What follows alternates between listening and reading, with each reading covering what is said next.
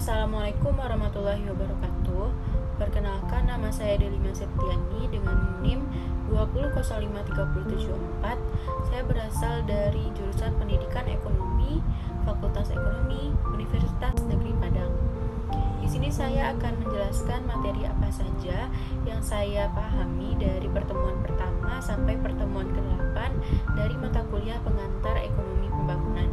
Pertama, saya akan membahas tentang pengertian dari ekonomi pembangunan serta perbedaan ekonomi pembangunan dengan pembangunan ekonomi.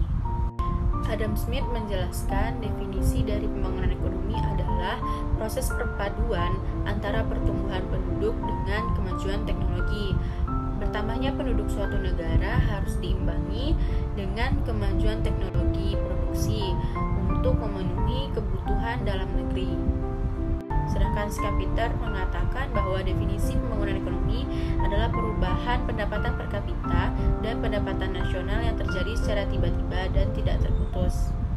Sedangkan Simon Kuznets mengatakan bahwa definisi pembangunan ekonomi adalah meningkatnya kemampuan suatu negara untuk menyediakan beragam barang yang dibutuhkan penduduknya dalam jangka waktu yang panjang.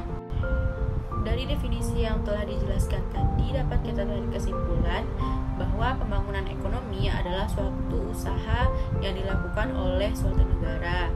Sedangkan ekonomi pembangunan adalah ilmu ekonomi yang dipelajari untuk mewujudkan pembangunan ekonomi negara tersebut. Karakteristik dari negara berkembang yang pertama yaitu rendahnya pendapatan per kapita, kedua tingkat ekonomi yang rendah, yang ketiga tingkat pendidikan dan kesehatan juga rendah, dan tingginya angka kematian ibu dan bayi. Mata pencaharian dari sebagian besar masyarakat negara berkembang yaitu adalah pertanian, dan alat pertanian yang digunakan masih merupakan alat tradisional, hanya sebagian kecil yang menggunakan alat pertanian modern. Selanjutnya yaitu tingkat pertumbuhan penduduk yang tinggi dan tingkat pengangguran yang tinggi masih banyak terdapat di negara berkembang.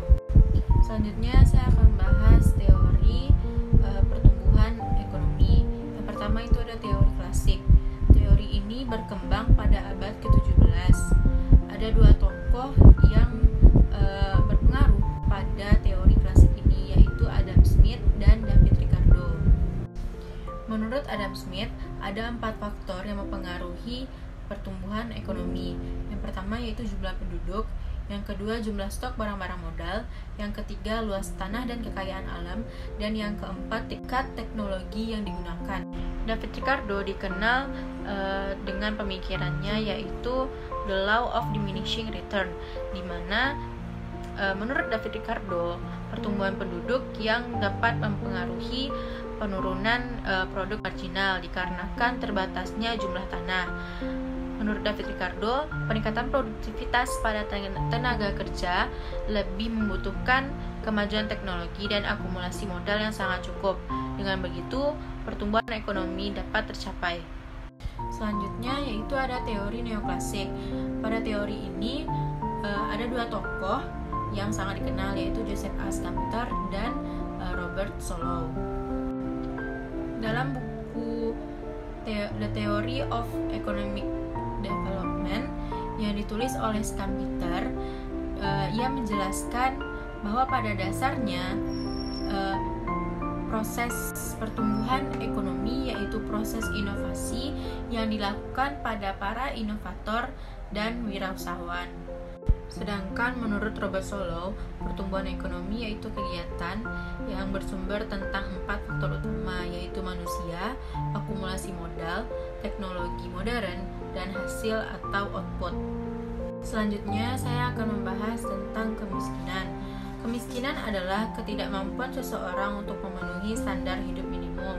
Menurut Michel Pietodaro, kemiskinan absolut yaitu suatu konsep yang dimaksudkan untuk menentukan tingkat pendapatan minimum yang cukup untuk memenuhi kebutuhan.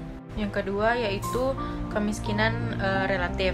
Kemiskinan relatif merupakan konsep kemiskinan yang bersifat dinamis, di mana kemiskinan akan selalu ada.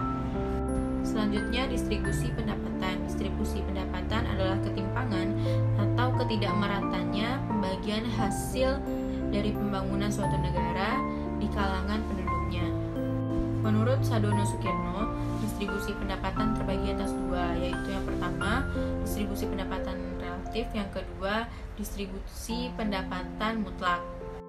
Distribusi pendapatan relatif yaitu perbandingan jumlah pendapatan yang diterima oleh berbagai golongan penerima pendapatan, dan penggolongan didasarkan kepada besarnya pendapatan yang diterima.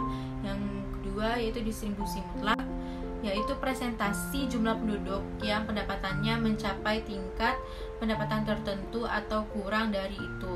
Ukuran distribusi pendapatan yang pertama yaitu kriteria Bank Dunia. Terdapat 3 kriteria Bank Dunia. Yang pertama yaitu tinggi. Distribusi pendapatan tinggi dapat dikatakan bila 40% penduduk berpenghasilan terendah menerima minimal atau kurang dari 12% bagian pendapatan. Yang kedua yaitu sedang. Distribusi pendapatan sedang dapat dikatakan bila 40% penduduk berpenghasilan terendah menerima 12% sampai 17% bagian pendapatan. Distribusi pendapatan rendah dapat dikatakan bila 40% penduduk berpenghasilan rendah menerima besar dari 17% bagian pendapatannya. Yang kedua, koefisien Gini.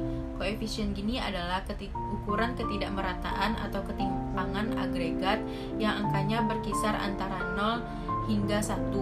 Koefisien Gini diperoleh dengan menghitung rasio bidang yang terletak pada garis diagonal dari kurva Lorenz dibagi dengan luas separuh bidang di mana kurva Lorenz itu berada. Kurva Lorenz yang semakin dekat dengan diagonal atau semakin lurus menyiratkan distribusi pendapatan nasional yang semakin merata. Sebaliknya, jika kurva Lorenz semakin jauh dari diagonal atau semakin melengkung, maka ia mencerminkan keadaan yang semakin buruk. Distribusi pendapatan nasional semakin timpang dan semakin tidak merata. Sekian materi yang saya pahami dari pertemuan pertama sampai pertemuan ke-8. Namun sedikit yang saya kurang paham yaitu di bagian menghitung kurva Lorenz. Namun untuk mengatasi hal tersebut, saya berusaha mencari referensi yang terdapat di YouTube tentang bagaimana cara menghitung kurva Lorenz tersebut. Baiklah, saya mohon maaf apabila ada kesalahan dalam penyampaian kata. Assalamualaikum warahmatullahi wabarakatuh.